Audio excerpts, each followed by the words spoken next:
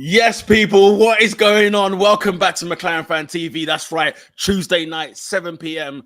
and McLaren with another W, okay? Of course, I had to bring Mr. Natgracing on board, mate. How you doing, brother?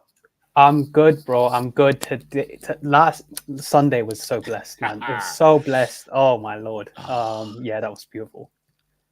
It's lovely scenes indeed. Don't worry, people. Mahad, the co-host of this show, of course, will be with us shortly. He's just running down the wing at the minute like Mo Salah. But we're here to talk all things McLaren, okay? Because, guys, after what took place in Monza, we are now here discussing an Oscar Piastri win. And also, for the first time in 10 years, McLaren are leading the Constructors' Championship. Do you hear me, people? They were leading the Constructors' Championship. People did not believe this could happen at the start of the season. Well, I'll tell you what, boys. If last week was bad, then guess what, boys and girls? It has been tremendous this week. There's a lot to get to. So, of course, we're going to get into the comment section and let's see what people have to say. Creative Expressions by Dion. I missed last week's show, so I damn sure wasn't going to miss today. Let me tell you, last week was a show of pain, but, you know, we overcome. We overcome. Let's see if they're on time. Want to take bets? Listen, you're cheeky. You're cheeky. All right. We're still. Thing is, I'm still sobering up from Sunday. You know what I mean? Like we're still sobering up, isn't that right, Nat? For real. Absolutely. It doesn't come every. This doesn't happen every week. Okay. We got time to sort of relax and gather our thoughts.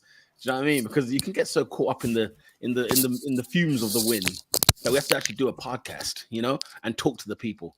Do you know what I'm saying? So big up to yourselves. Shout out to Amon says, what's up, guys? Hope you're doing well, my brother. Hope you're good. Adam Heddle says, good evening, guys. What a race. Nothing to complain about. Masterclass drive from Oscar and a brilliant recovery Lando. P1 in the Constructors, but the job isn't finished. Talk to me, Nat. I mean, as Adam's just put it right there, top stuff from Oscar. Lando recovers well. We can talk about his qualifying very shortly. And P1 in the Constructors. Talk to me how you were feeling over the course of this race weekend, and how are you feeling right now? Let's get your thoughts. I mean, I'll kind of put it this way: like going into the weekend, if we come out with a 1 and 4, I'd be questioning why the 4 was a 4. But after it, I'm just ecstatic. Completely ecstatic. Like everything that could have gone sideways on Sunday didn't happen, and everything that we could have hoped for on Sunday happened as we were hoping for it to be on the day. So sorry, Nat, just a quick one. Your mic's just rubbing up against the hoodie. So yeah, just keep a little distance, and then we're good to go. We're good to go. All right. But no, it was just pretty. It was just magnificent. And right now, I'm just grateful for everything, and where we are now compared to. I don't know. I was looking at Bahrain qualifying yesterday in 2022, not even like this year, as a reference of just like how far we got back, and it's just beautiful to see the growth, and it's magic. What I'll tell you what else is magic, people. Ladies and gentlemen, let me introduce you to the man of the hour, to the man of the moment. For this person right here coming on, this means more. Let's welcome back to the stream, of course, Mahad. What's going on, my brother? What's going on? Let's go. P1. Let's freaking go, man. P1 in the Constructors. Let's freaking go. It's been a long slog. 10 years. Even that 10-year one's a bit fugazi. It's fugazi. It's so fugazi, for real. This is it, guys. This is it. This is what we've been waiting for. We knew it was gonna happen halfway through the year. We were like, this might happen, We might take the lead. I didn't know it was gonna come this early. Like, bro, we're in September. It's September. Yeah. But listen, I'll say this. Let's celebrate now. But from tomorrow morning, job's not finished. Mm-hmm. Trust. Yeah. The job is not finished. What's the? I'm proud of everybody. I'm proud of every single person in that team that has got us to this moment. And I'm proud of every fan as well that stuck through the hard times. Yes. There's been a lot of hard times to get to this point.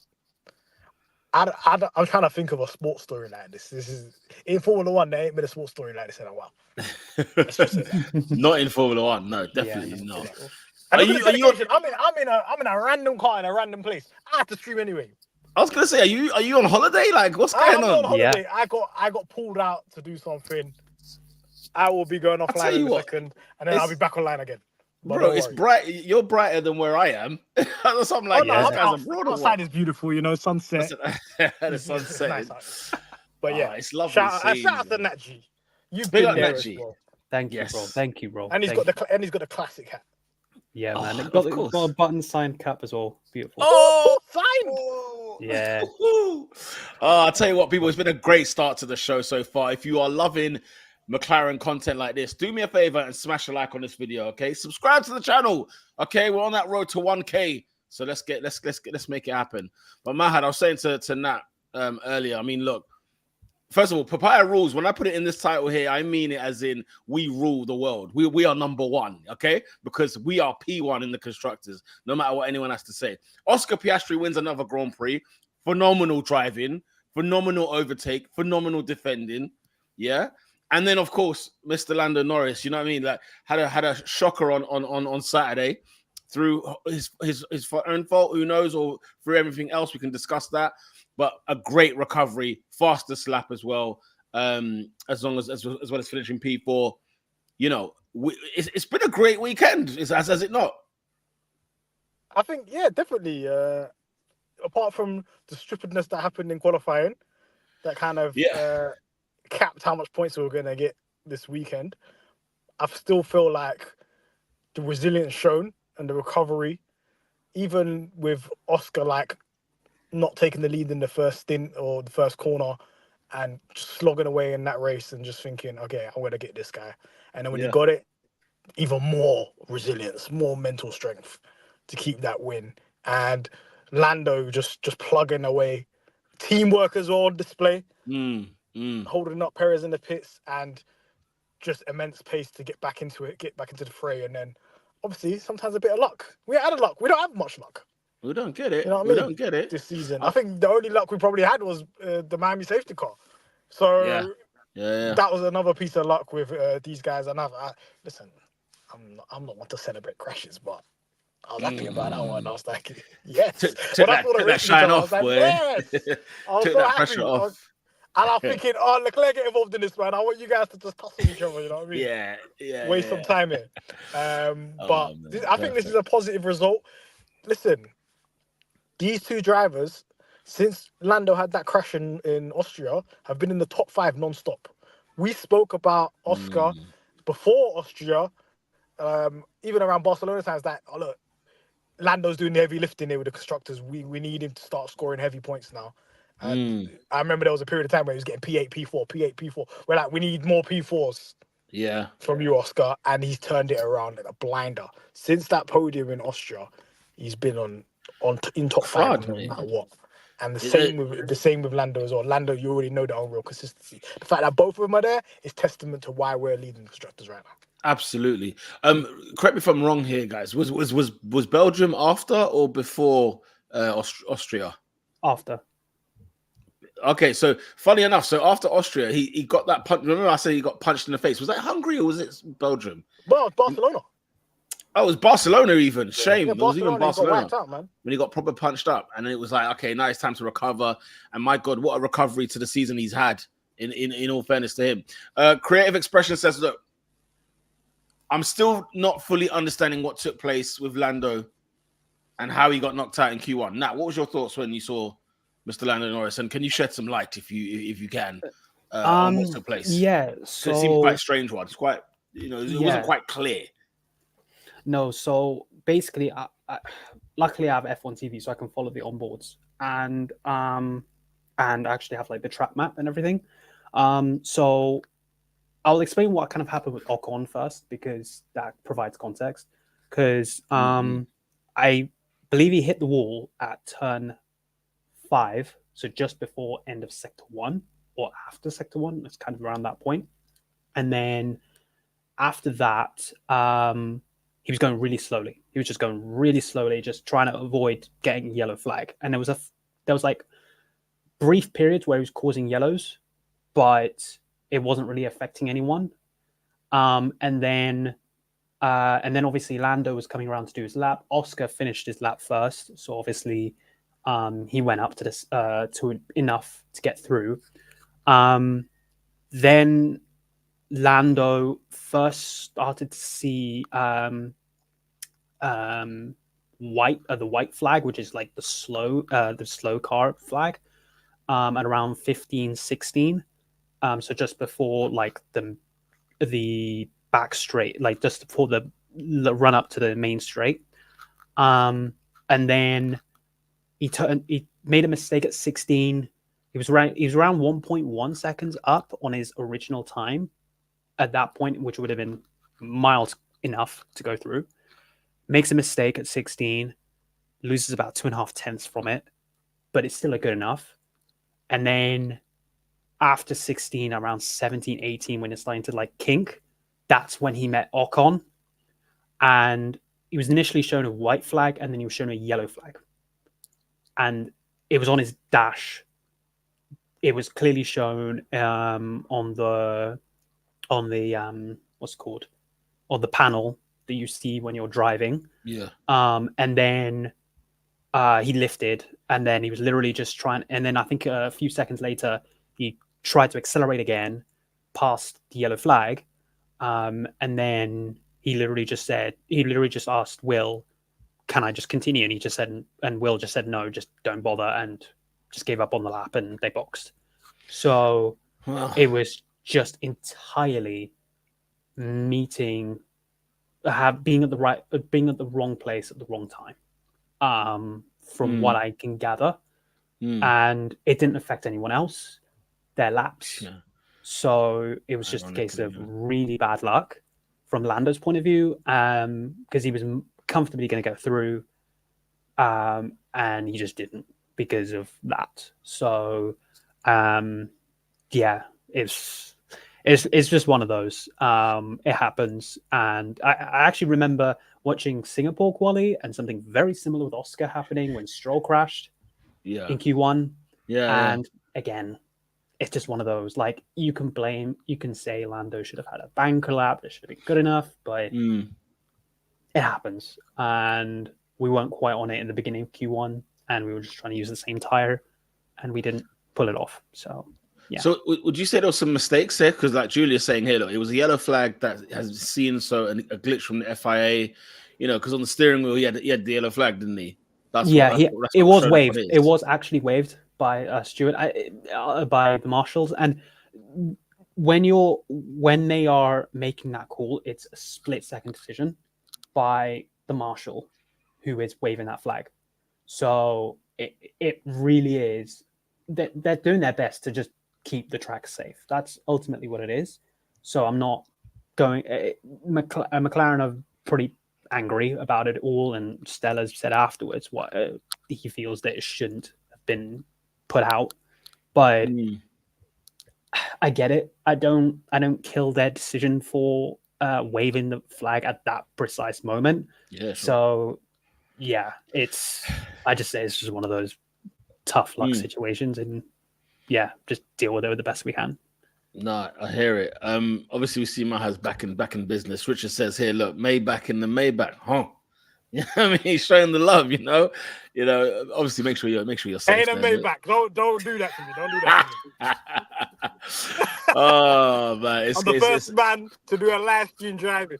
This is it, man. Give me 1 minute, guys. Yeah, do your thing.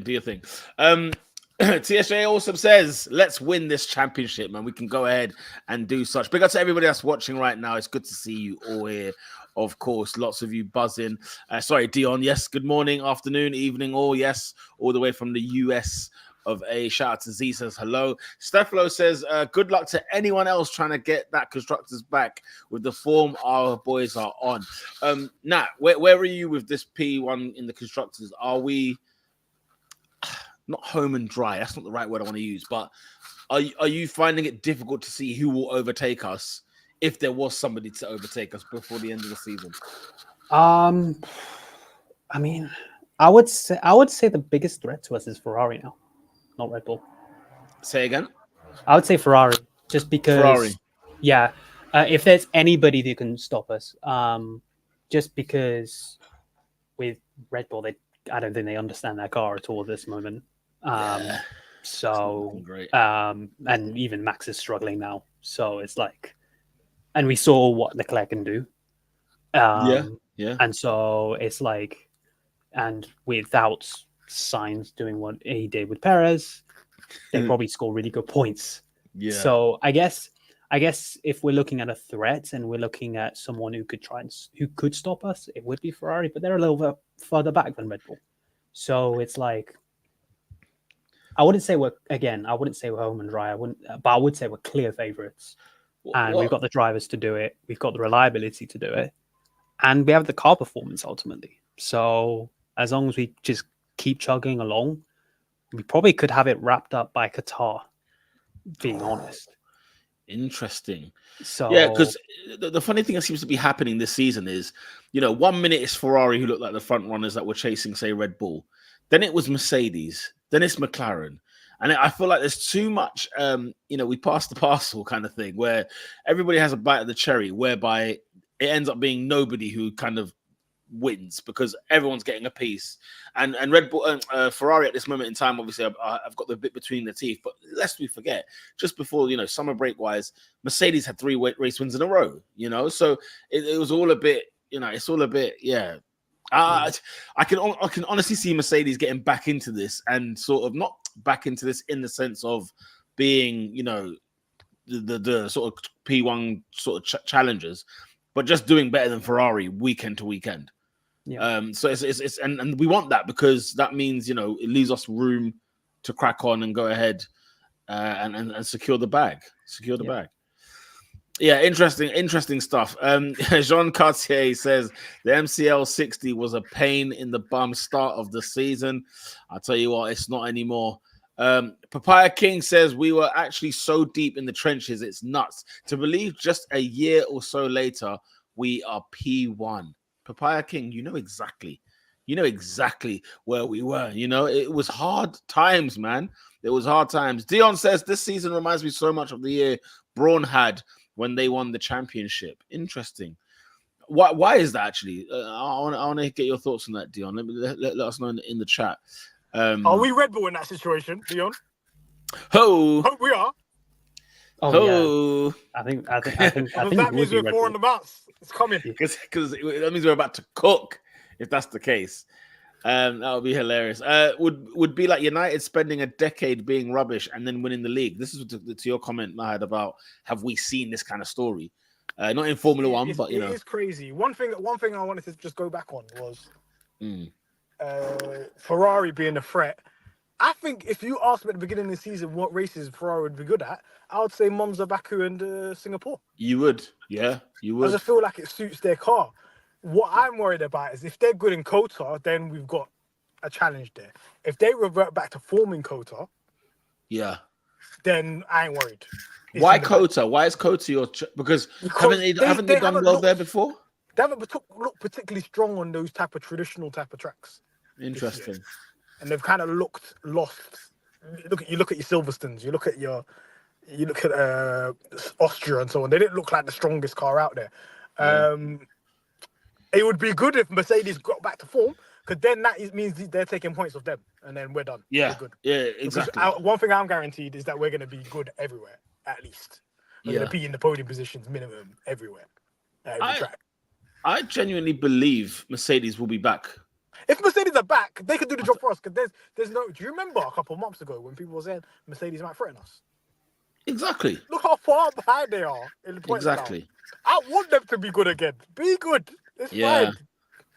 Take some points. Take some points off Max and Red Bull. Take some points off Ferrari. That gives us some breathing space. As long as you're on the podium and we can snatch a win here and there, that's good for us. I think we're up 20. That Sainz's DNF is absolutely detrimental to Ferrari's chances. I mean, it says it here. Shout out to Antonio David, says the Carlos Sainz crash saved Charles from a guaranteed P4 and perhaps a P5. Don't know how far back George I feel was. like Charles was going to get overtaken because if Perez is coming on you like that, Yeah, that's true. He should have finished the job. To be fair, he should have closed the door. But do you reckon there was enough time for Charles to be eaten? Yes.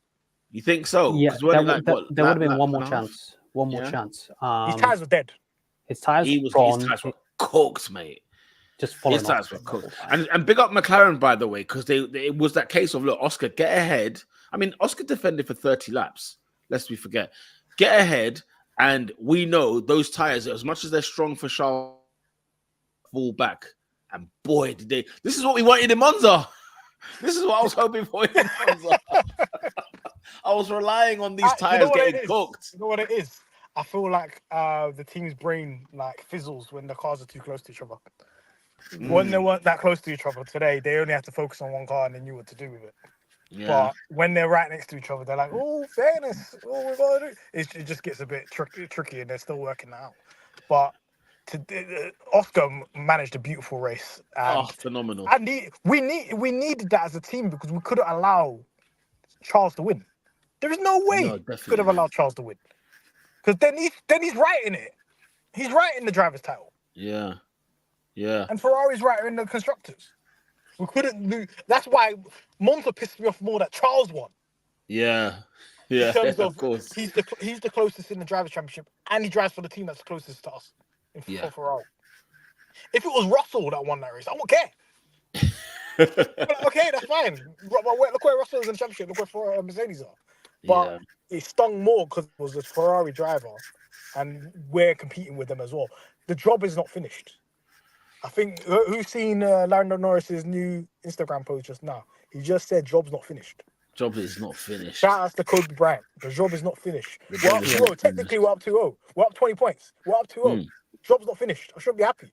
We should be happy because we've got a long way to go. Red Bull, if they bring an upgrade to Kota and they sort themselves out, which I highly doubt, they could be back in it. But we just got to be pristine perfect for the next 7 races. Yeah, we do. No, we do. Z says, look, we need maximum points this weekend. Thoughts on that, Nat? Yeah, Singapore's just one of those. It's a freaky place in a way. And I guess what I mean by that is just stuff goes down that just anything can happen. Yeah. Red Bull just, whatever reason, last year just didn't turn up in Singapore. Yeah. And like Sainz was able to just like get on pole and then just control the entire pace of the race to whatever he wanted to do. So nobody passed him. What a race that was last year. I must admit, it was such a cracking race. Crazy race. Crazy race. Yeah. And like, we just need to get pole. Any one of the McLarens, just get pole and we can control the race. And if we don't get pole, it's out of our control. And good luck overtaking. In Singapore. Yeah. No, you're bang on. I mean, you look at how, as you say, Sainz controlled that race, and even when he was cooked, he still managed to hang on because of how difficult it is to overtake. And there was almost like a 3-4 horse race kind of thing of everyone just one behind the other. I remember Lando was in there. George Russell, obviously, literally last turn or whatever it was, went out. It's going to be a cracker. It's not a sprint weekend, is it? Oh, Singapore? No. The next one is Kota. Ain't we got don't we still have a few more sprint races to go?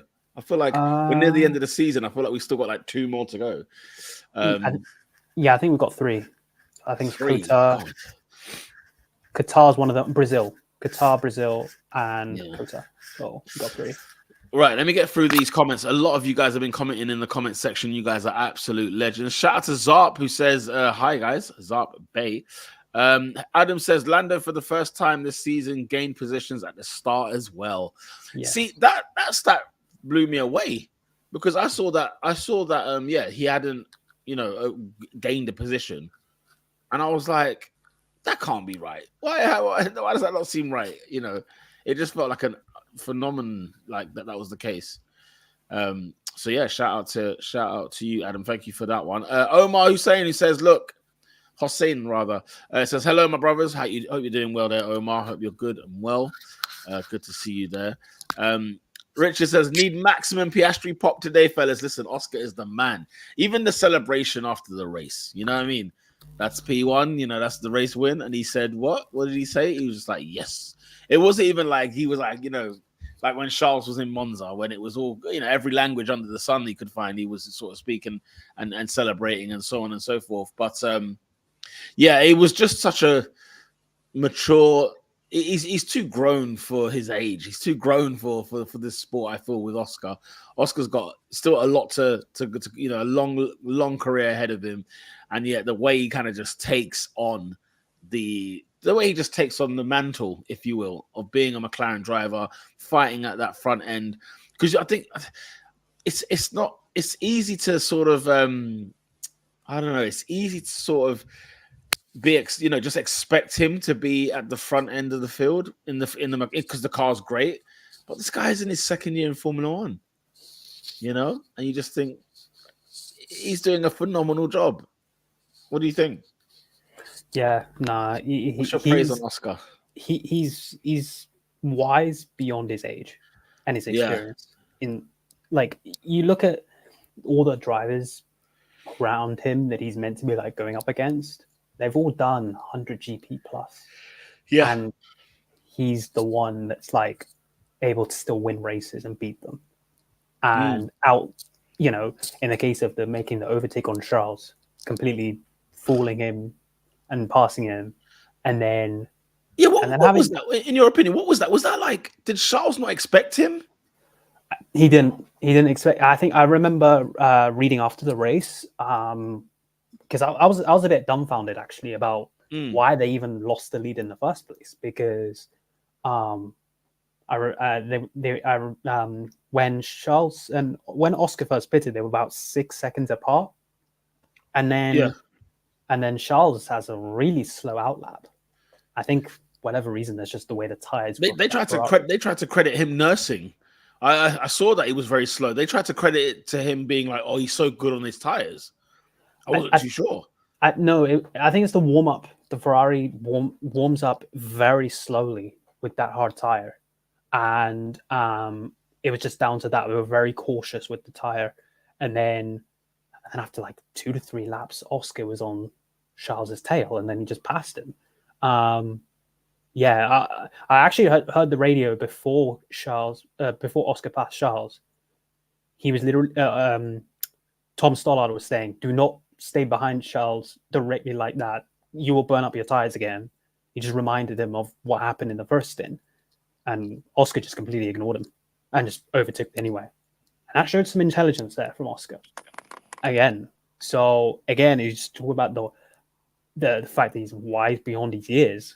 That was just another example right there. And he knew, I guess he had the intuition to be like, yeah, I got to make this overtake, because if I don't make this overtake, I will not win the race.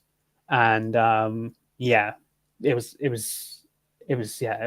a bit strange with what happened with the Ferrari, but he just took an opportunity, and got to give credit to Oscar right there. He's learning his lessons in real time. I'm witnessing him learning Formula One, what he has to do, because he made the mistake of not making the move straight away in Zandvoort. Then he was stuck behind Charles the whole race. But now he was like, if I don't do this now, I'm finishing second. The tires are going to dig in the dirty air. I'm not going to be able to overtake this guy. So you have to do it early in the stint. And he's been realizing that he has to do things early. I have to do things at the race spot. I've got to do it early in the stint, because I can't do it later on in the stint. Yeah. Because of the limitations of the dirty air, and him still not 100% there with tire management of keeping the tires alive to be doing overtakes later on in the stint. You understand what I'm saying? So by far he's best driver in Formula One. Oh, by far. And he did what was required. He had to bring it home, and he brought it home. Starting from P2, he knew, okay, this is what I've got to do to bag some really big points in the Constructors' Championship. Lando's out of the picture. I need to carry the team. And he showed, look, if I'm in a situation where I need to carry the team, I can carry the team. And he did it. And for that, look, this is fantastic work, man. He's 39 races into his career. So I think that's around probably just the beginning of Lando's third year Formula One. I think he was on 39 races. Yeah. So he's maturing. Yes, he's got the benefit of having more races and sprint races and stuff like that, but he's accelerating at a rate where every race weekend he's better than he was in the previous race weekend. And I'm less likely to see any dips in performance like we did earlier on in the season, where he would have a couple good races, then he would have a bad race, and then so on and so on. We're seeing more of that consistency, and it's only going to get better and better from time, man. And this is the whole purpose of having a driver lineup like this, because what they're going to do is going to make each other better. Exactly. Bang on. I said this even at the time. I said when Daniel Ricciardo was in that other car, it was thumping like Lando's development, because it's giving him a false sense of security, because this guy's struggling. Just like he's jumped out of that one real quick. But we'll wait for him to get back. Yeah, I'm sorry, guys. I don't know where I left off.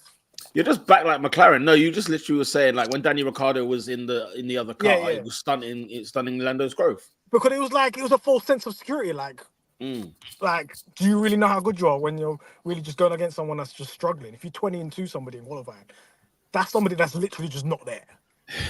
He's not performing, and you can kind of see it with Yuki now. He's not battering Yuki either. So, and then I think right now, if I took 2022 Lando Norris, I took him now, he's a better driver now. 100%. Oscar's going against Lando. He's a better driver than he was in 2023. So all they're going to do is push each other and make each other better with that competitiveness. And all this talk about, so McLaren got a selected number one driver. I thought you guys didn't want number one drivers and number two drivers. You've just been complaining about Max Verstappen and Perez. And now all of a sudden the media's clamoring for it. I didn't rant on this last week, but Will Buxton went too far, man. This guy was fuming. This is why I got mad about the whole, we're going to be back in Lando going forward, yeah? If you're doing that, do it in private. Don't say it in public. Absolutely. So you're telling me your organization's been directed by Will Buxton? You know what I'm saying? I give him the satisfaction by saying that. I must admit, because to be fair, Stella did kind of try and reshape what he was saying there, but like I was gobsmacked that came out publicly. I was gobsmacked that we even said, this is what we're going to be doing, because I personally feel like, I think it was said afterwards, after the race, look, this is the order: McLaren first, Lando second, Oscar third. Do you know what I'm saying? But McLaren first is the key. It's the only thing, basically. Do you know what I mean? So if it's McLaren first and Oscar's P1 at the moment in time and Lando Norris is P4, well, guess what, people? We're going to prioritize Oscar Piastri. It's a no-brainer. You know what? That's nonsense, Peter, yeah? Because it wouldn't happen in any other sport. You wouldn't be like, I'm Manchester United. I'm going to announce that I'm dropping the striker before I drop the striker. I'm just going to drop the striker. What?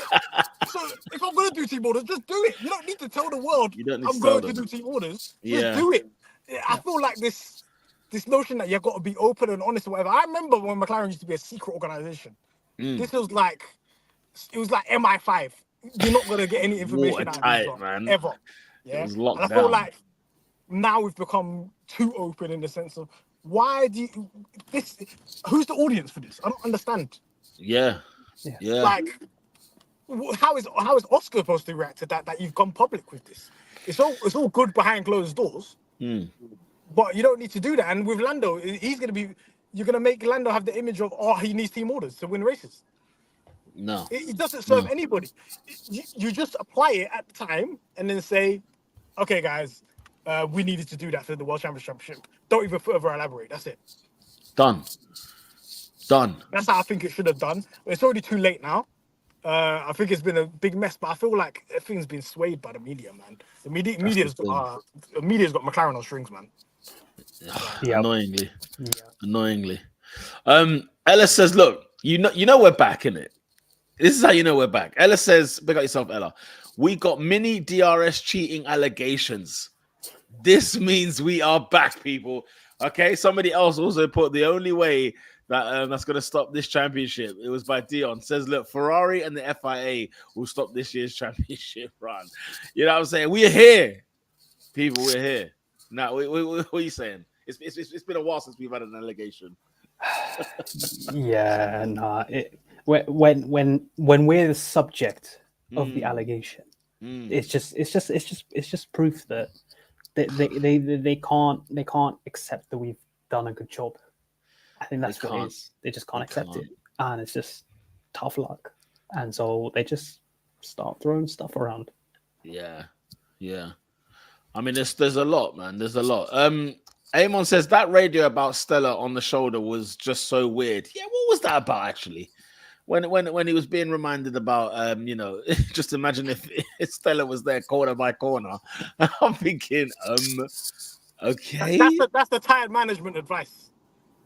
I know, but like I think that's what Stella's been telling Oscar and Lando for like the last 24 months. Like literally, this is how you save tires, guys. Because both of them, I wouldn't say were like the best tire managers in the whole world, but they're getting advice on how to get better at that. And the no spin is one of those things. Our radios are very weird though. Can't lie. They are weird, and they've been weird actually for a little while.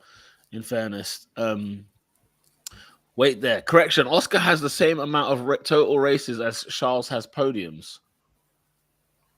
Oh, I know what he means now. Yeah. Charles has 39 podiums. Oscar 39 races. Is it? Yeah. Okay. Well, we'll let that breathe. Shout out to Andrea. What's going on? Hope you're good. Lando is still getting better too, for sure. Last year and the quali problems. After last year and the quali problems, he really is on it this year. Now he is sorting his starts. They both push each other, and it will only still get better. Absolutely. Yeah. I don't know about you nowadays, but when you sort of walk into a Formula One race weekend and to the McLaren people out here, like, how tense are you? How sort of expectant are you? How are you feeling ahead of a race weekend? Like I've seen in the chat, we need to capitalize on this weekend. And I sort of walk into the weekend feeling, my shoulders are up, chest is out. I'm feeling pumped, man. I'm not like being scared of, oh God, another one of those circuits that we can't do, slow speed corners, where are you now at this moment in time?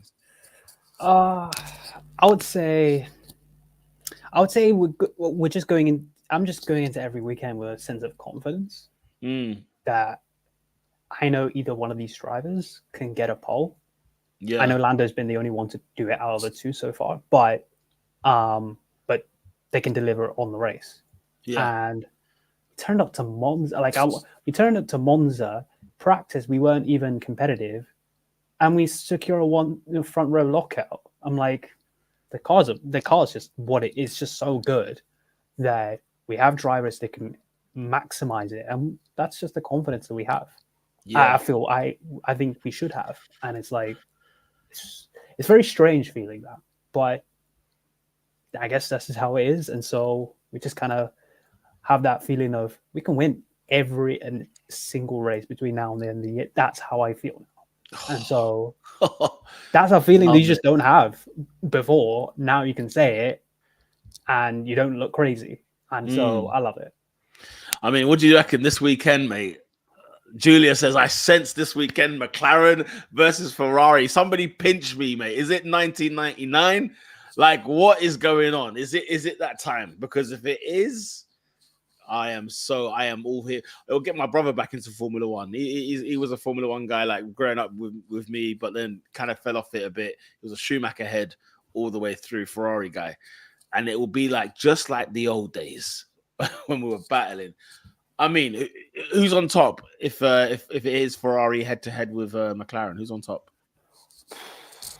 I think it's just whoever driver turns up with that feeling of I'm gonna take this victory.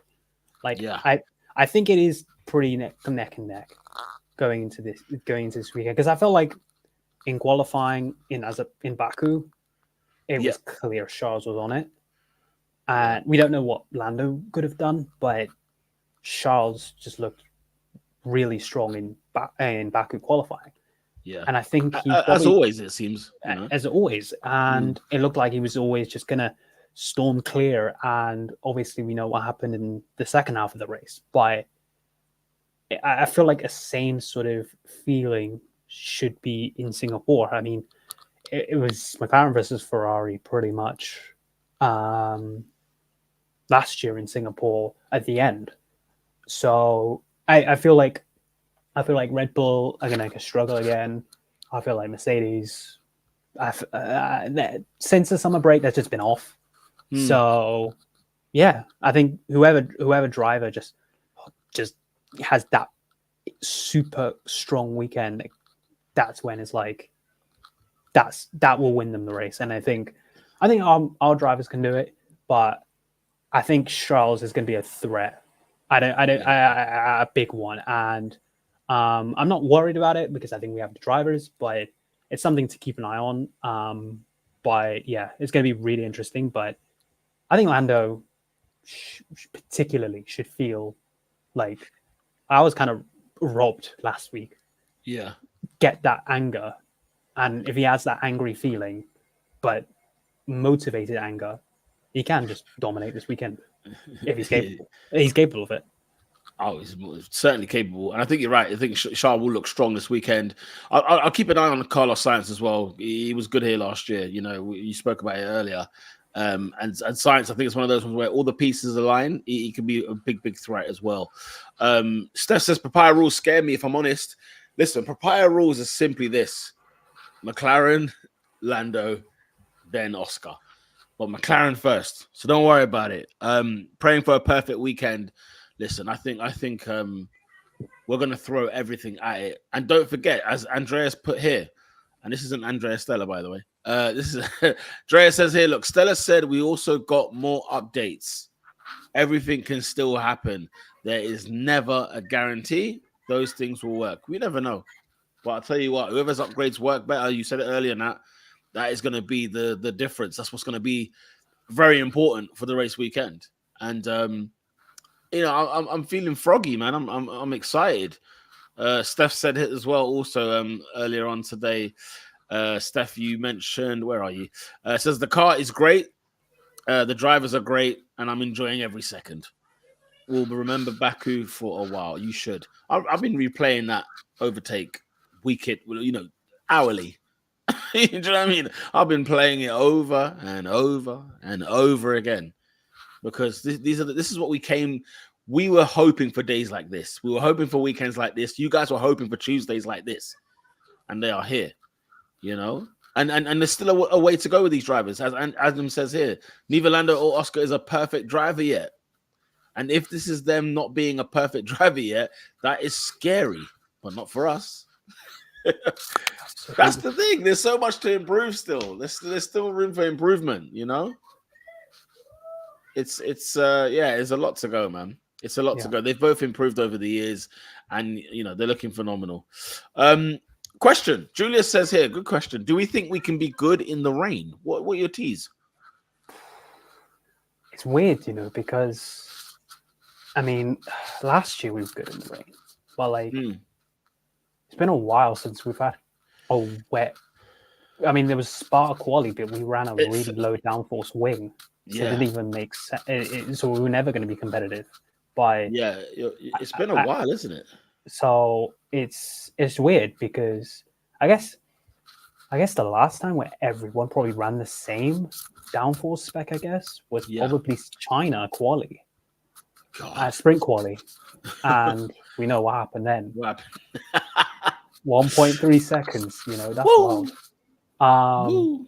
But yeah, that I feel like because it seems like it is predicted to rain. That's what the people are saying in the chat. Drea says it as well. Yeah. Hence Julie's question. Then I feel like it's just whoever again. It's just about whoever has that feeling and confidence to just hook it around the lap to get that pole or to get that race win. I feel like that's a sort because we were competitive in Silverstone in the wet. Actually, that's the last time. But you know, I think we should just be good in all circumstances. I don't think we should fear the weather really at all. We're not in a situation where it's like the rain better. We hope for the rain to come. We're not in that situation anymore. So Yeah. bring it on. If it rains, then we got the drivers to do it, to handle it. If it's sunny, if it's sunny, Dry. if it's dry, then we should be fine as well. So yeah, I don't think it's too much of a factor all that much. Yeah. Agree. I mean, look, Dre's saying, look, this could potentially bring Max into the picture. It could bring Mercedes into the picture. You know what I mean? And it could be Mercedes in a way of like, I don't know, being ahead of Ferrari, for example, and giving us that kind of bridge that will help us with the constructors moving forward. So, you never know. You never know, man. You never know how these weekends go. Let's get to some scores. Okay, it's that time to give some awards. I think it's time to give some awards. Pit crew. What do we think about them? Because you know what, there was a moment in the race where I think even like Ted Kravitz and people like that were asking, how long are they going to keep Oscar out for, type of thing. Because Perez had gone in, done his thing, and it's like, wait, have we been undercut without realizing we were undercut, kind of thing. There was that kind of moment at the beginning, like the first stint. And it was a bit like, hang on a minute, this can't be scary. And, we were staying out and it was like, okay, is it squeaky bum time again? What we're going to do this time round. Lando done a phenomenal job with Perez and, therefore we managed to keep ahead of him. But yeah, overall, I mean, pit stops, pit crew, where were you with that? I mean, our pit stops were what, second and like sixth? Yeah, in the rankings? I think it was something like that, yeah. Yeah, I mean, I think you just got it. I think it's just pretty good score, a pretty good score for them. I think an 8.5, 9. 8.5, 9 sort of thing. Yeah, Dion saying 8. Drea saying, as you said earlier, pit crew was great. Second and sixth best. I give them a 9. Steph says, Stefan Williams says 9. Big up yourself. Ella says 9 as well. I think, I think so. I think we can. Yeah, if you're getting top 6 out of the top 20 drivers, pretty solid. I'm gonna go 8.5. That's pretty solid for me. Papaya King as well has also said 9. Julia says they said he could go on these hard tires onto Singapore. Phenomenal driving. I mean, you can't lie about that one. 9.5 for Julia out of 10. And Who Wants to Groove says 9. I mean, Steak had the fastest pit stop. They got to do something right, okay? Steak has to do something right, okay? Let them have that one. They can have that shine if they will. Strategy. Talk to me. Strategists. Where are you with them this weekend? Were we great overall? Do we put our drivers in the best positions to get maximum points?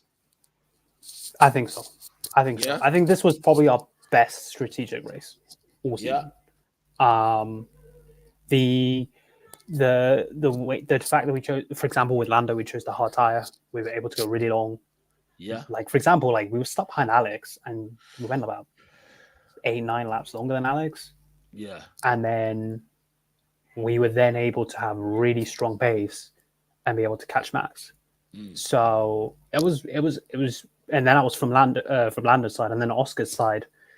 The time we pitted, obviously Lando's contribution was key to that. But it worked, and it was able to get Oscar the opportunity to be in the track position he was to catch and pass Charles. So I think it was probably our best strategic race of the year, and I would say 10. Genuinely, it was pretty much perfect. Pretty much perfect indeed. I mean, John McLaren here says, look, it pains me to say this, but Piastri better than Norris? Well, as in had a better weekend than Norris? We can get to the drivers' ratings in just a moment. But I hope you don't mean that like overall, because come on. There's not enough data. You know what I mean? What we definitely know is a well-seasoned Lando Norris. Dion says 9 out of 10 for strategy. Drea says, look, strategy 8. To go out last in quali was stupid. In the race, they were totally on it, but quali dampens it for me. I think I'm bang on with Drea on that one. I think 8 because get me the banker lap at least, or give me something that's worthy of some sort of praise. You know what I mean? You want to talk about resurrection? Here we go. We're doing the cars. Yeah, not in the car this time. We're doing the ratings. What was your rating first of all for the pit crew? Second and sixth Pit crew, fastest. On the 8 out of 10, just because we got pipped by Sauber. Which is just crazy to say. It's a crazy thing to say. They've got to do something right. They've got to get something right. No, actually, no, I'm being harsh. I'm giving them a 9, yeah? Just because the pit that they did, the second fastest pit time on, was the most crucial pit. Because Perez was going to get Oscar. I know Lando was holding up, but if he messed up that pit stop even a little bit, Perez would have got ahead of him. So it was a really high pressure pit, and they did it as the second fastest time. No, 1,000%. 1,000%. Yeah. So strategy. What's your strategy rating out of 10? I think strategy to go along with Lando. I think that worked perfectly. I don't think there was starting on the hards rather than the mediums. I saw that Lewis Hamilton started on the mediums from the pit lane. Yeah. And not the hards. And I was like, yeah, that's all good right here. And I'm glad our team didn't think like that and put them on mediums at the first stint and put them on the hards and then put them on mediums towards the end. And I think even that building that gap towards to fit in just in front of Alonso, I think that was a good idea as well, because they trusted Lando to make these tyres last for a very, very long time to get that gap. And I'll be honest, was there an opportunity to get Russell as well? I'm not sure. I think if he wasn't held up by Albon 100%, I think he would have voted. Yeah, I think so I think too. if he made that move, the thing is the tyres are too dead. This is the same situation with Oscar. At the end of the first stint, like if the tyres are too dead, you can't really make these overtakes in that car. I don't think we had the straight out speed for it, even though they say we've got this special rear wing or whatever. To be fair, or just on the rear wing, people are saying that you're doing this technique, whatever. I swear we've only used this rear wing like twice since Spa. We didn't have this. Yeah, Spa. It was Spa in here. And then I'm seeing people invalidating the rest of the season. I'm like, hold on a sec. This is new. And we weren't even good in Spa like that. So I don't even know what's going on. But yeah, I think strategy for Lando was good. Strategy for Oscar, maybe we could have pitted him. Yeah, lap earlier, maybe to avoid that whole situation. To not make it so scary. But I mean, that's really me nitpicking. So, but what about quali? You know, Lando being brought out late like that in quali. Where are you with that? Well, Ferrari were the only ones that were just like staying out there the whole time. I don't know. I think. I just think it's bad luck, man. I can't just keep nitpicking stuff, man. That type of stuff, like when a yellow comes out, like Nat said earlier, like Singapore last year, you can't really know when Oscar got knocked out because Stroll crashed. You can't account for these things, man. You can't account for Ocon hitting a wall and then doing a whole lap slow, and then the FIA putting out a yellow flag. It's just you can't really account for these things. And the lap was comfortably top 3 for Lando. Max got to do it. Oscar got to do it, and they're not getting criticised for why did you only do 2 runs or whatever. So like at the end of the day, you could say, oh yeah, you should have been faster in your first run. That's not how it works, man. This is Q1. We're trying to save tyres here, man. This is not really one of the situations where you need to be. We're desperate. The only time I respect like going out there and just staying out there the whole time is when it's raining. That's when you should be out the whole Q1 session, but.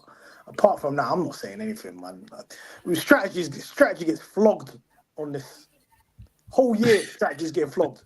They're not getting flogged this season at all. They're not getting flogged. I'm giving them an 8. Julius says, "Look, for the first time in a while, the strategy and pit stops, everything was perfect. They were pretty good." Steph says strategy was great, one of the best this season, 9 out of 10. Papaya King says no, they made a mistake with Oscar and had to use Lando to hold up Perez. That was risky. So I wouldn't say it was the best, but it worked. So 7 out of 10. But they remedied it. They remedied it by telling Lando hold him up. Yeah, they did remedy it. It's not like they did in action. No.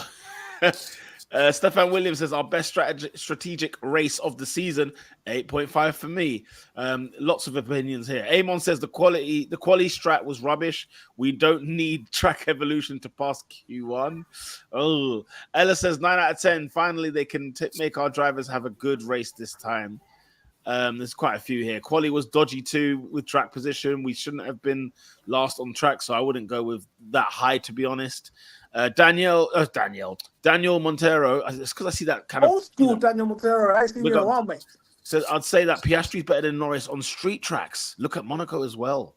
Because a comment was made by John McLaren. John McLaren mentioned that Piastri's better than Norris. And I just wanted him to clarify. Do you mean that overall? Do you mean it this weekend? What are we talking here? And Daniel's come out and said, look, street tracks, let's have a conversation. Do you know what it is? I feel like I've made this observation that I think Lando likes tracks that have rhythm, like consecutive corners. Something like exactly like how Zandvoort is.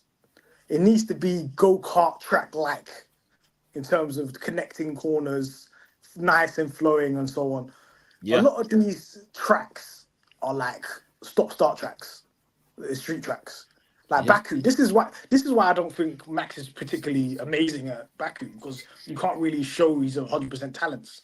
Because it's really just late braking, 90-degree corner, traction out the corners is not really favoured to their skills. And Lando's a very smooth driver, rhythm driver. Once he gets into rhythm, he's basically kind of an unstoppable rate, you know what I mean?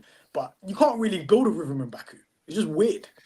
It's just stop, start. Sector 1 is completely different. Sector 2 is completely different. Sector 3 is just, you can't really build a rhythm there. There's a lot of drivers that don't really do well there. You heard Max Hulkenberg said he don't really like that track. Sainz said he don't really like that track. It's just because you can't really build a rhythm there. And Oscar, the guy, late breaker, loves traction out of corners, that 90-degree corners. He's good at that type of stuff. So I could say he does well. I think Monaco as well. Lando just didn't turn up on that one, I feel, that weekend. I just feel like he just out sick all the time. I'm trying to think of the other street tracks that we've done. I saw this. I saw F1 put out the street circuit. What was it? The points. Who had the most points? They had Charles P1 and then Max P2. Lando still outscored Oscar in all the street tracks so far. So it's still. I think it's the type of street circuit. I think it's particular circuit rather than street circuits itself. Yeah. Fair. No, fair. It's good discussion, though. Good discussion to have. Watch this space. Dion says, sorry, but I can't give 10 out of 10 unless we have 1-2 in qualifying and 1-2 in the race. That's where you get the 10. Yeah, but Dion, did you do that for Hungary? Let me ask you that. Did you give a 10 for Hungary? This. Oh, dear. Yes, a good point. McLaren fan Serbia says Lando saved Oscar's back as he exited the pit. The strategy that saved Oscar the victory. Woo! All right, let's not. Woo! I'm not gonna say that's. I think we're over exaggerating it. It made it. It made it. What did Stella say? What percentage? I think he said it's 50%. Yeah. And I was like, maybe 30. Let's not do 50% of the race. Yeah.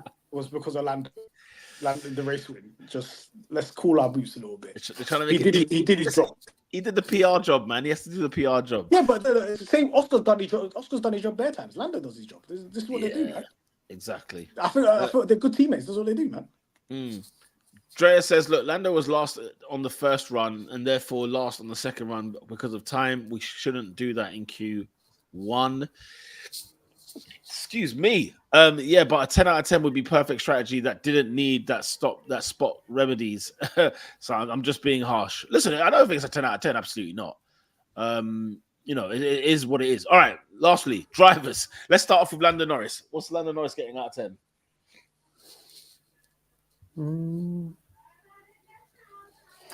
Lando's is just a damaged imitation weekend. Like, quali wasn't really his fault. So, and then he had a good race.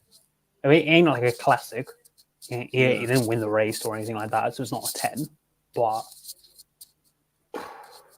7.5, 8, I guess. Because I can't think it's any an higher. Interesting one, man. Lando Norris this weekend for recovery and all sorts. I'm going to give him an 8. I think it's fair to give him an 8. I was thinking about 8.5. What did he start? P15 was it? In the end, when you account for all the penalties and whatnot, he got to P4. He got fastest lap. He helped Oscar out as well. 8.5, I think, all things considered. I'm trying to think of what score I gave him for Mexico last year, and I want to take points off that. Like a point off that. I'm trying to remember. I think I gave him a 9, so I have to give him an 8. I gave him a 9 for Mexico. recovery that race. Yeah. And that's as well because he finished ahead of Oscar in Mexico. Yeah. You know what I mean? I would give him a 9 yesterday, or whatever day it was. Yeah. I'd give him 9 for Baku if he got on the podium. Then I'll be like, "Oi, you got a podium at P15, but solid, you're just outside, so I'm gonna have to give you 8." You know what I mean? I'll give him an 8, man. It's just how it goes. I feel like he was just outsourced in practice as well. I think in practice he was just getting effed over by safety. It was red flags. All this kind of stuff. He couldn't get hot lapping once. He just went wasn't clean. prepared. It went a clean practice. We know the standards, man. Lando, if we should actually keep tally of all the scores because Lando's definitely got like a couple 10s this year already, but we'll just give him 8 today. Yeah. And guess who's getting a 10? Woo! I'm giving him a 10. Is it time? Yeah. 100%. Go on. Why has he got the 10? Why has he got the 10? Because do you know what it is? Yeah. That overtake, on Leclerc. the endorphins it gives me. I don't think I'd feel that way about any other team. It's just because it's Ferrari. It's because it's Ferrari. The optics for the lead. Quick, bang, turn 1, unexpected. He didn't know what was going on. Leclerc didn't know what was going on. And do you know what it is? Yeah, as well. Yeah, like Piastri said this earlier this year. These guys don't know how to race me because they've never raced me. And that's to his advantage. Right? So when people were saying, somebody asked him if he was going to go wheel to wheel, he's like, with Max, and he's like, Max don't know how to race me. He's going to race me.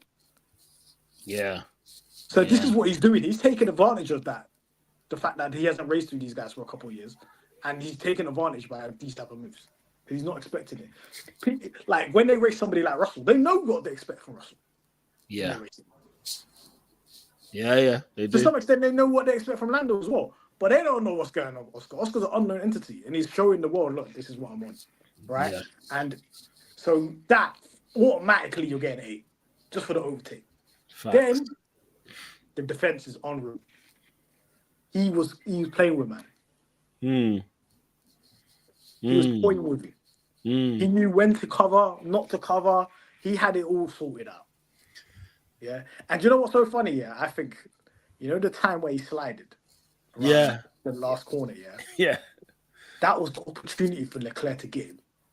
And he slid as well. What did he do? I was watching the TV, I saw Oscar slide. I was like, oh shit. Because I thought that was over. Yeah. And then I saw Leclerc slide, because if he got the run on him, he would have overtaken him. He would have done him. But then he made the same mistake. So absolutely fantastic defending, man. That's stalwart, man. That's like Fernando Alonso in Hungary 2021 type of defending.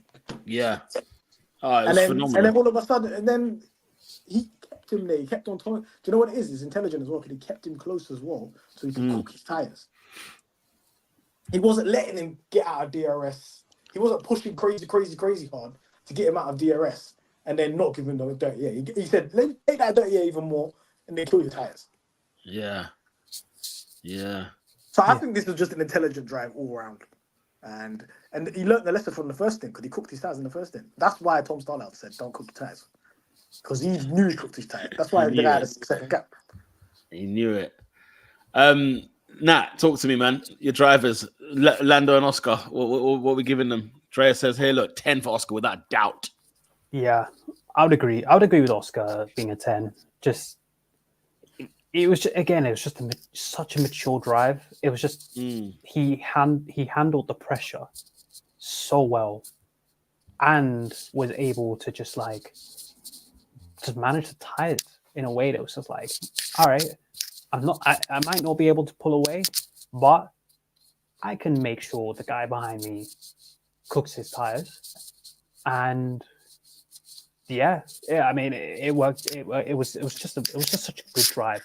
The only reason I would have been a bit hesitant was the fact that in that first stint he was a little too close to Charles, but it kind of gave them the opportunity to pit a little bit earlier than Charles and do what he did afterwards. So yeah, I'd still say a 10.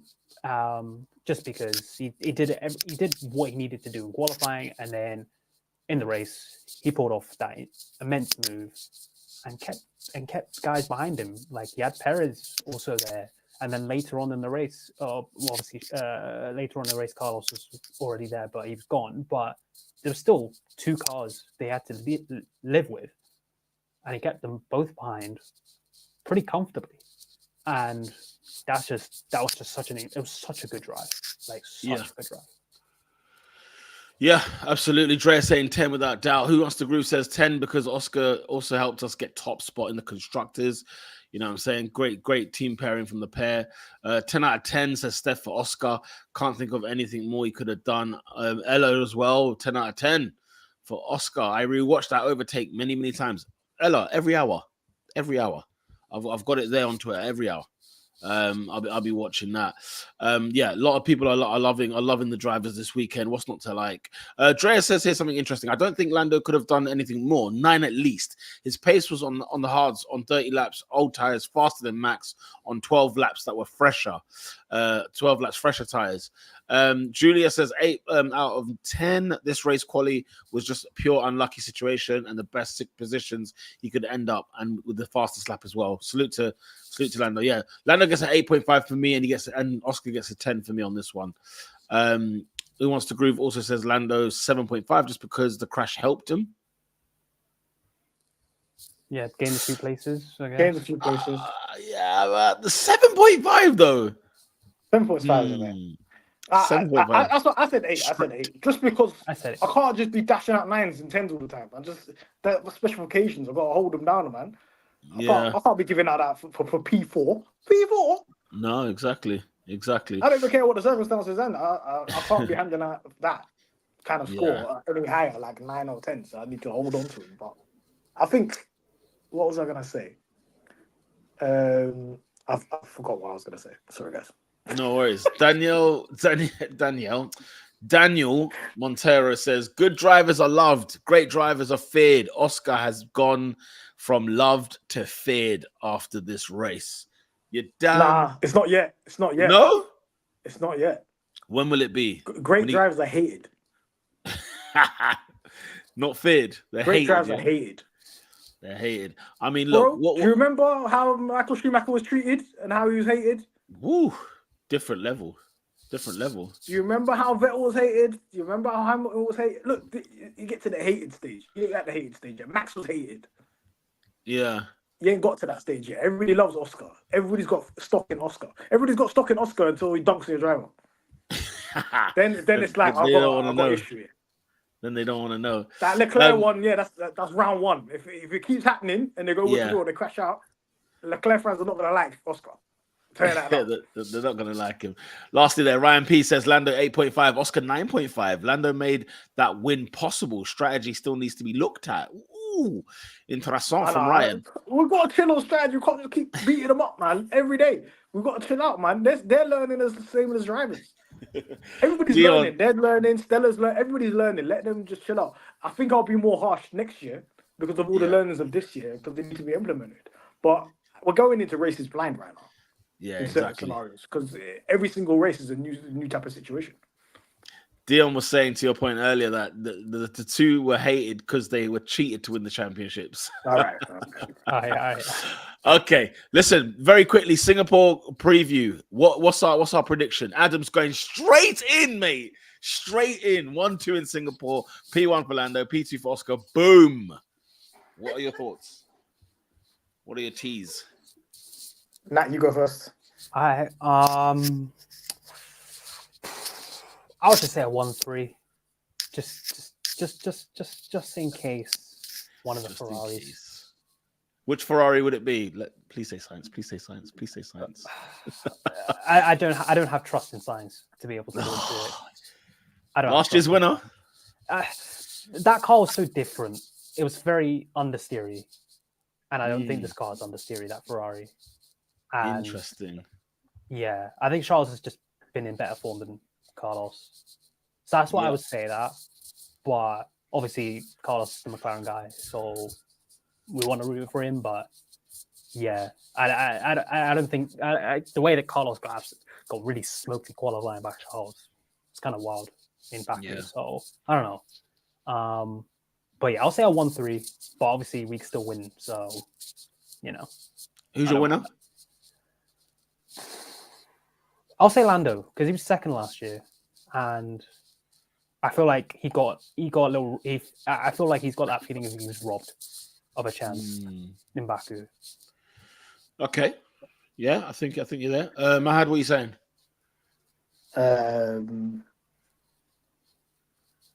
I think Lando himself, he knows if he does not win this race, with the opportunity of Max probably being further down, because this team cannot ride curbs. Yeah, Red Bull are not going to look good on this track. I think they always circle it down, even in their most dominant years. They're not particularly good on this track, and Max has never won on this track. If he knows that Max is going to be P5 or lower, he has to win this race. He has to. I don't think he's got an option. No, he doesn't. He actually genuinely has to. And the thing is, the last 2 years, 2022, he drove out of his mind in Singapore. Phenomenal drive. Yeah. Phenomenal. And then 2023 last year, our car shouldn't have even been there. That was Polar Bear in Arlington, Texas. I don't even know how we got P2 because we weren't strong on that track compared to what Ferrari and Mercedes were. The fact that he hung on to a P2 with elite defending, I feel like now he's actually got a car that can compete right there. He can go the next step further. And obviously, Oscar's had a lot of learning from racing in Singapore last year and going up from P17 to P7 and stuff, and going through the track. But I think like Singapore's an experienced track, man, and you don't get that experience in junior categories. Junior categories, you drive in Baku. You drive in Star, you drive in these places, you're gonna have that experience. He's not your second race in Singapore. If he wins that, boy, that's a statement. It is. But I think he'll get a podium. Like I said, like Nat said, I think a P3 McLaren. I think Lando win, Oscar third, and I think Hamilton second. This is random. Ooh. Oh, okay. Ooh. I think Hamilton second. Interesting. Julia says here, P1. Apparently it's going to rain as well. Yeah, they were discussing it in the chat earlier. There could be some rain there. Hamilton does like that mixed condition. Julia says P1 for Lando, P2 for Carlos Sainz, P3 can't quite tell between Oscar or Charles Leclerc. Papaya King says Lando P1, Charles P2, Oscar P3, but Oscar helps Lando win by fighting with Charles, and we get the rematch from Baku. I've read the script. Drea says Charles. Lando should have been in that battle for Baku. If that. He would have been. He'd probably been in that Perez position or whatever. He would have been involved in that. So he's going to be thinking, I could have won that race. Oh, so he's going to be. And Lando's one of the most biggest bounce back drivers ever. If something happens in one race, the next race he's going to address it. He addresses the situation. It's definitely true. Charles has been on it this season, says Drea.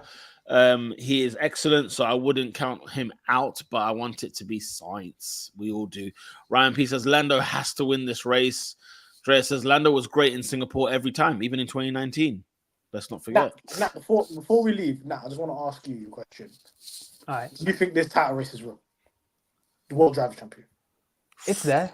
I think after qualifying, I was thinking it was over, just because I didn't think we would come back to gain points on Max. But the fact that we even did, I think it's still on. It's now a little off track, I guess, that comeback. But I think if we can still win this race, and we expect Lando wins this race, and what we think happens to Red Bull happens, then we're back on again. So properly back on again. So yeah, I think it's a little off course, I would say, but it's not. I wouldn't say it's out. I wouldn't say it's out at the moment. Okay. I just wanted to know. I'm firmly that it's not happening until I see a DNF from Max. DNF from Max, my stance is changing completely, and you're going to see a new man. I don't think the title race is on at all. What's the gap? Is it still 60 or is it higher now? 59. 59. So, yeah. For me, I'm no. I can't see Max getting 10 points less on average per race. I can't see it. less than Lando Norris. I can't see it. So we have to wait and see. Ella says 1-2 or 1-3 this week. Lando win. We might get a red flag because of the rain. Happy days. It depends on the weather. If it stays dry, I fancy us to get the 1-2. Dion says, question: Do you think we will take an engine penalty before the end of the season? Last year, Lando went through the whole season with 2 engines. Yeah. I think he was the only driver that went through the season with 2 engines. It was a bit of an interesting one to see Hamilton have to start from from the pit lane, because I think our engines are good, man. The engines are lit, man. One thing. Everybody, the narratives of the media are completely wrong. Because why is nobody pointing out that a factory team is battering the factory? For sure. Not one media outlet has mentioned this. No, for sure. You're not wrong there. You're not wrong there. The narrative is very different. Drea says, look, the World Drivers' Championship is a long shot, but it's still a possibility. Wouldn't think too much of it, though, and wish the media wouldn't talk about it. Don't talk about the Champions League if you ain't won the league yet. You know? Focus on the task at hand. My God. You know? Who Wants to Groove says, every time I think of the Drivers' Championship, I think of the scene from Dumber and Dumber. So you're telling me there's a chance. Love that scene. Love that one. That's brilliant. Remember, Red Bull has taken 1. Mercedes has taken 1. This is the engines. Mercedes had to take 1. Now the engine failure in Australia. Same with Max. I think he had a PU issue somewhere. Canada, I think. People, you got to enjoy it. Drink in Oscar Piastri's win.